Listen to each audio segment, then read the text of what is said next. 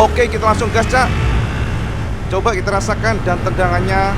Wah, ternyata ngisi, Cak. Lebih ngisi dibandingkan dengan sebelumnya. 90, 95, dan 100. Enteng terus naik, Cak. Gak ada indikasi turun. Gila mas, 110 dan terus naik, Cak. Kenceng banget, Cak. Kang Bro, seperti janji IWB, pada video kali ini kita akan membedah plus minus dari Vario Evo 160 yang terbaru dengan mapping engine dan juga beberapa perombakan ECU. Apakah memang motor ini semakin kencang atau tidak ada bedanya, dan seperti apa kelincahannya termasuk semua paket yang diberikan. Apakah memang worth it untuk dibeli, Cak? Kita akan bedah plus minus dari motor ini. Ikuti terus vlog IWB dan kita akan bedah detail buat sampai semuanya, Cak. Kita gas langsung.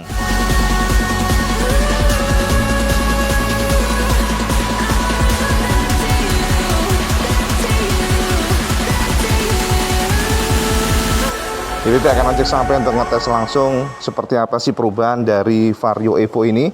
Si Blacky, Cak, ya. IWB akan ajak sampai jajal di jalanan seperti apa. Jadi kita akan tes apakah memang benar-benar torsinya berubah ya, Cak. Kita akan langsung aja ya. Ternyata IWB ngerasa yang jelas ya perbedaan di sini nih. Kita udah berkendara beberapa menit ya. Ternyata memang benar konfirmasi dari AHM, mereka merubah di bagian legroomnya. Jadi teman-teman dibandingkan dengan sebelumnya yang paling terasa di bagian sebelah kiri nih. Ya, jadi kita jadi nggak mentok lagi ya, Cak. Jadi lebih lega karena memang ternyata ada revisi di bagian area sini nih, Cak. Nah, ini lebih dimajuin nih bagian rak sebelah kirinya. Ya, itu yang pertama. Yang kedua, ternyata, Cak, tenaganya enak banget, Mas. Nah, buat kayak gini, Cak. Buat belok-belok kayak gini. Waduh, ada orang melawan arah lagi. Kacau. Seru banget itu. Belok-belok memang agak IWB kurang confidence ya, rasanya terlalu enteng depan. Dulu.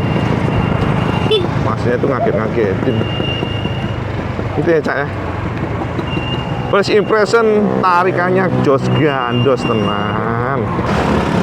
Dua yang kita push. Disinilah IWB bertemu dengan rider Vario 160 yang lama, Cak. Entah kebelet atau gimana, lampu hijau langsung geber gaspol ya, Cak. Nah, dengan postur tubuhnya yang kecil, IWB coba ikutin apakah Vario Evo ini mampu mengejar Vario yang lama. Kita lihat, Cak. Tuh Vario yang ini ya, enteng banget orangnya nih. Tuh kan, bisa ngalip loh. Wah, tenaganya bagus sih.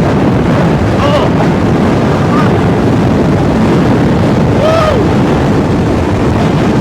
rem. Ah ya kan, kebukti kan, IWB baru aja ngegas. Dia udah 110 lebih, Cak, tadi. Berapa ya tadi? Jadi 109 kemarin ada yang banyak yang komen, kok cuma 109 sih kilometernya top speednya. Itu kan klaim GPS, Mas. Terbukti kan speedometer kenceng kan, nggak ada penurunan, Mas. Tapi memang dari bawah hingga ke atas tuh enteng. Jadi motor ini cepet banget ya naiknya ya. Kita coba lagi ya, Mas, ya. Shockbreakernya termasuk stabil ya, Cak, ya. Buat sambit kiri kanan enak. Wih, masih ngerasa ngambang dikit aja bagian depan. Kayaknya banyak kekerasan sih IWB. Kalau kekerasan kan feel-nya jadi kayak enteng banget, Cak. Wah, ini rame sih tuh. Buat flicking enak ya. Remnya IWB nggak komplain, lihat nih, rem dikit set. Walaupun satu piston mungkin karena bobotnya yang ringan ya, Cak, ya. Isap nih gak bohong sih, manuvernya gokil. Effortless, nurut banget buat banting kiri kanan. Jadi kalau sampean ibaratnya ya mengatakan, wah saya isap ya, ini mah justru kelebihan dari isap tuh ringan, nurut, dan effortless banget kalau kita flicking ya. Kayak banting kiri banting kanan itu rasanya bener-bener kayak tanpa ada gejala limbung, nggak ada nolaknya sama sekali ya tuh.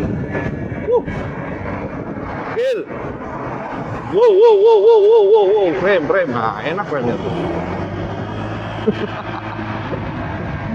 Keren sih, improve asli, tenaganya top. Ini apa namanya, puas nih, Cak, kayak gini buat harian sama pasti happy aja sama Vario 160 nih. Bagus nih mappingnya. Kalau dulu ada agak delay ya, yang sebelumnya tuh ada delaynya ya, mungkin karena ya halter overboardnya. Jadi lebih enteng aja, Bu. Jadi sekali colek bus, apalagi buat flicking kayak gini, nggak bisa dibohongin, Cak. Rangka isok nggak bisa dilawan sih sama tubular kalau soal kelincahan. Tapi harus mengaku itu sih. Lihat nih, kecepatan segini halus ya, Cak ya. Terus apa sih yang kurang? Nah, sejauh ini Cak, WP berkendara beberapa ya nggak sampai 1 jam ya. Tapi memang kalau dari kacamata IWP kekurangannya satu ya. Mungkin perlu diimprove lagi ke kerasan joknya. WP lumayan terasa agak stiff ya. Jadi keras itu Cak ya. WP sih estimasi WP sejaman lebih kayaknya bakal panas aja nih. Ya. Jadi joknya sih nggak keras-keras banget, cuman ya masih stiff aja. Agak diempukin lagi pasti cakep ya. Kita coba putar balik sini. Wah enak sih, motornya enak, ini motor enak asli Cak. Sama nanya kelincahan, stability untuk flickingnya ya, jadi artinya buat kita manuver bener-bener effortless, sangat nurut Cak. Tuh, nah, ini buat low speed nggak tahu ya, kita menjaga tenaga biar gak nonjok-nonjok agak susah ya, saking rasa dari torsinya yang cukup oke ya. Oke, kita gas ya Cak. Nah, lihat nih, bobot IWP 90 kilo loh Cak ya, saya harus tahu. Nah, ini putar modelnya. Tuh. Ya kan, gampang banget naiknya. Jadi kalau udah 100-an, tenaganya malah teriak ya. Wow.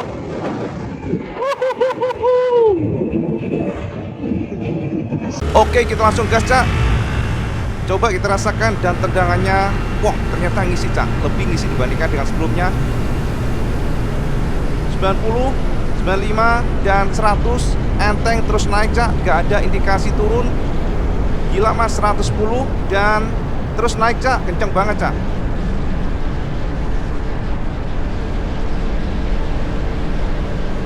Dan akhirnya bisa tembus 120 dengan sangat cepat sekali. Sebuah improvement yang menurut IWP betul-betul terasa. Walaupun torsinya dinaikkan, ternyata feel pada saat mencapai top speednya lebih cepat. Dan teman-teman, ini belum top speed Cak. Jadi indikasi 120 itu masih terus naik. Ini adalah salah satu bukti bahwa memang mesin Vario ini kencang. Dari kesimpulan yang merasakan seperti IWP di jalanan seperti ini, maka IWP pastikan generasi terbaru ini memang improve dibandingkan dengan sebelumnya. Yang paling terasa adalah di bagian untuk low RPM-nya, power bawah menengah yang biasanya agak kosong, untuk yang generasi terbaru ini lebih ngisi. Dan tentunya ini akan memberikan dampak gampang meraih top speed, dan IWP cukup surprise bagaimana power ketika sudah masuk teritori 100 km per jam, yang mana biasanya Matic lainnya akan drop dan mulai melambat. Tapi Vario Evo ini enggak Cak. IWP ngerasain bagaimana tendangannya, bagaimana dorongannya. Bahkan pada saat masuk teritori 110 km per jam, motor ini masih mendorong terus. Gila sih IWP katakan untuk kencangnya, untuk speednya. Ini kayaknya adalah the best skutik di pasaran Cak.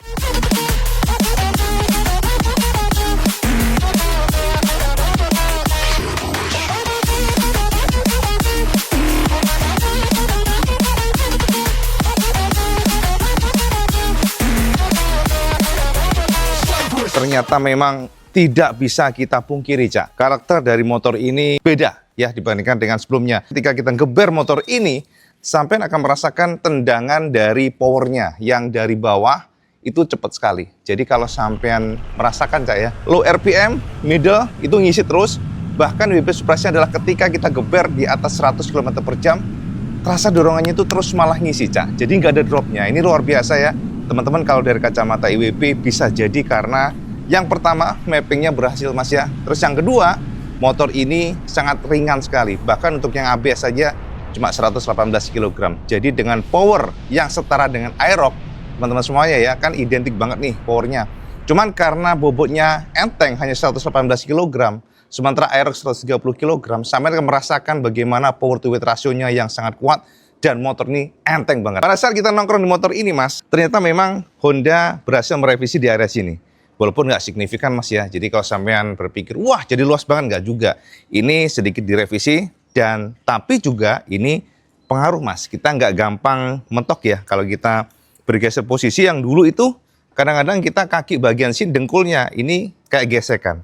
Tapi ini enggak Mas, jadi ini artinya revisi dilakukan oleh Honda oke. Nah, untuk posisi ridingnya Cak, Ini masih sama dengan sebelumnya yang sporty ya, jadi dia stangnya ditekuk ke dalam. Sementara itu kalau kita merasakan bagaimana ergonominya juga nggak banyak berubah. Karena memang Honda pede tidak melakukan revisi di area sini. Vario banget lah ya, kita kaki bisa sempurna menapak di tanah. Artinya semua postur badan akan nyaman dengan Vario Evo ini. Jadi mau emak-emak sih atau mbak-mbak atau mungkin yang nggak bertinggi badan terlalu tinggi lah yang standar 160-an ini aman.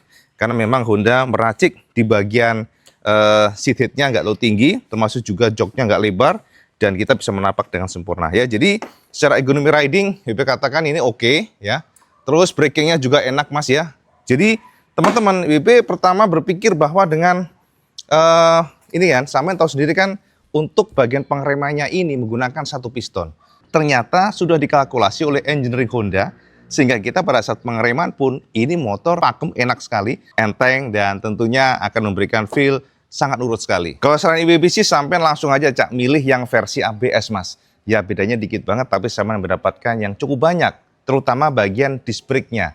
Pengeremannya mas ya, jadi depan belakang untuk yang CBS, yang ABS maksudnya ya, sudah double disc brake, depan disc brake, belakang disc brake tentunya. Dan ini penting sekali untuk apa? Untuk pengereman yang lebih presisi, lebih aman, karena anti-lock brake system akan mencegah sampai slip pada saat braking dadakan, Cak. Itu penting sekali karena ada sensor yang membaca jika terindikasi slip. Banyak juga nih, Cak, yang komen ke IWP, Cak, bagaimana dengan suspensinya? Ini suspensi cuma satu nih, kok nggak dua aja? Mas, ini adalah Vario, Mas. Jadi kalau sampean bertanya tentang Vario, sama ngarep Vario ini akan berubah menjadi Airblade itu nggak mungkin. Karena memang DNA-nya adalah Vario dan di luar negeri pun disebut sebagai Click.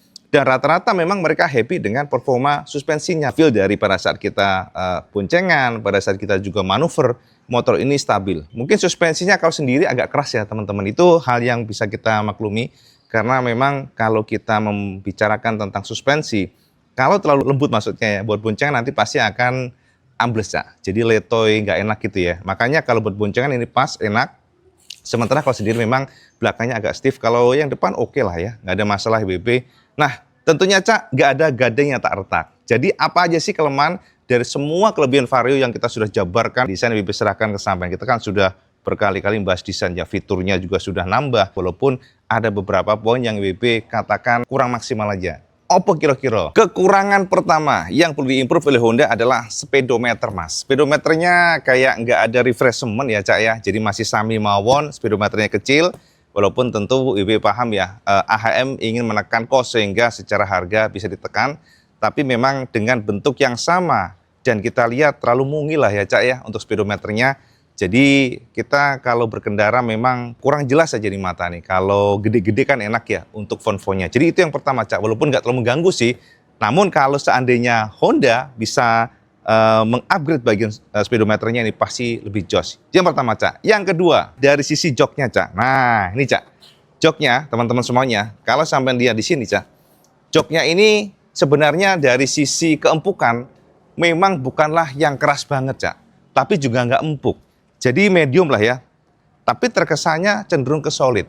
Dan tahu nggak sampean ketika kita nyoba motor ini tadi ya, beberapa kali mungkin beberapa jam, baru terasa nih, oh ternyata memang panas ya di bokong Cak. Nah sebenarnya nggak ada masalah Cak ya, karena sampean bisa merubah atau bisa mengganti busanya. Standarnya sih oke ya, tapi kurang maksimal aja kenyamanannya. Kalau sampean berkendara di atas mungkin sejam setengah, 2 jam, mungkin agak terasa panas. Walaupun sebenarnya ini hal yang minor, nggak terlalu yang mengganggu sebenarnya, tapi bisa lebih maksimal kalau sampean mungkin merubah dengan busa yang lebih empuk. Tapi standarnya sudah oke sih, hanya saja kalau cukup lama, 2 jaman atau 1 jam setengah, terasa tuh panasnya, sampean harus geser bokong kiri kanan gitu ya. Itu yang kedua Cak.